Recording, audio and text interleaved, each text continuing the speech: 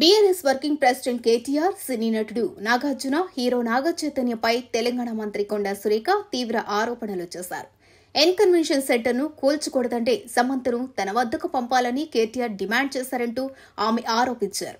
దీంతో కేటీఆర్ వద్దకు వెళ్లాలని సమంతపై నాగార్జున, ఆమె భర్త నాగచైతన్య ఒత్తిడి చేశారని, అయితే దీనికి సమంత ఒప్పుకోలేదని తెలిపారు. ఇక కేటీఆర్ వద్దకు వెళ్లకపోతే తమ ఇంటి నుంచి వెళ్లిపోవాలని సమంతకు నాగార్జున హుకుం జారీ చేశారని, ఈ కారణంతోనే ఆమె ఇంటి నుంచి బయటకు వచ్చిందంటూ తీవ్ర ఆరోపణలు చేసింది. ఆ తర్వాత నాగచైతన్యతో సమంత విడిపోయిందని, దీనికి కారణం కేటీఆరే అని సంచలన వ్యాఖ్యలు చేశారు. మరో హీరోయిన్ రకుల్ ప్రీత్ సింగ్ ను కూడా కేటీఆర్ టార్చర్ పెట్టాడని, కేటీఆర్ వల్లే రకుల్ సినీ పరిశ్రమ నుండి వెళ్లిపోయి హడావుడిగా పెళ్లి చేసుకుందని తెలిపారు. ఇక కొండా సురేఖ చేసిన వ్యాఖ్యలు ఇప్పుడు తెలుగు రాష్ట్రాల్లో దుమారం రేపుతున్నాయి. మరోవైపు కొండా సురేఖ చేసిన వ్యాఖ్యలను నాగార్జున తీవ్రంగా ఖండించారు. ఈ రోజు నేను చెప్తా ఉన్నా కదా, నాగచైతన్య సమంత విడిపోవడానికి కారణం కేటీఆరే. ఈరోజు చాలా మంది హీరోయిన్లు తొందరగా పెళ్లిళ్ళు చేసుకొని సినిమా ఫీల్డ్ నుంచి తప్పుకోవడానికి కారణం కూడా కేటీఆరే.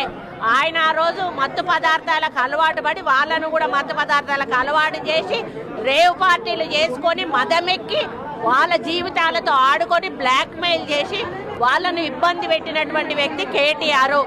అది అందరికీ కూడా తెలుసు, సినిమా ఫీల్డ్ లో అందరికీ తెలుసు, అది ఓపెన్ రహస్యము. కేటీఆర్ చేయబట్టే అయింది. ఎందుకంటే కన్వెన్షన్ హాల్ ని కూలగొట్టొద్దు అని అంటే సమంతను నా దగ్గరికి పంపాలి అని చెప్పి ఆయన డిమాండ్ చేశాడు. సమంత గారిని వెళ్ళమని చెప్పి నాగార్జున వాళ్ళు ఫోర్స్ చేశారు. సమంత నేను వెళ్ళను అనింది. వెళ్ళను అంటే వాళ్ళు చెప్తే వింటే విను, లేకపోతే వెళ్ళిపోండి డైవర్స్ ఇచ్చారు. అది ఓపెన్ సీక్రెట్. అది అందరికీ కూడా ఇంటర్నల్ గా మీడియా వాళ్ళంతా వాళ్ళకి ఎవరికి ఇండస్ట్రీ వాళ్ళందరికీ కూడా తెలుసు. ఈరోజు సమంత జీవితం అన్యాయం కావడానికి 100% కేటీఆరే కారణం. సో రకుల్ ప్రీత్ సింగ్ ఆల్రెడీ బయట ఆమె పెళ్లి చేసేసుకుందా, ఇంకొకరిద్దరు హీరోయిన్స్ కూడా గబగబా పెళ్లిళ్ళు చేసేసుకున్నారు. ఈ తలకాయ నొప్పి మాకేంద్ర బాబు, మేము ఇందులో ఇరుక్కుంటాము. ఆ రోజు ఆయన అధికారం ఉండి ఈ విధంగా వాళ్ళ ఫోన్లు ట్యాప్ చేసి వాళ్ళు ఎవరితోటన్నా సీక్రెట్ గా మాట్లాడుకున్న వాటిని రికార్డ్స్ తీసుకొని ఆ రికార్డ్స్ వాళ్ళకి వినిపించి బెదిరించి, ఇగో ఈ రికార్డు మీద ఉంది నా దగ్గర, మీరు కానీ రాకపోతే ఈ రికార్డు నేను బయట పెడతా అనే పద్ధతిలో చాలా మంది హీరోయిన్లను లొంగపరుచుకున్నాడు. వాళ్ళందరినీ డ్రగ్స్కి అలవాటు చేశాడు. ఈయన కూడా డ్రగ్స్ వాడాడు.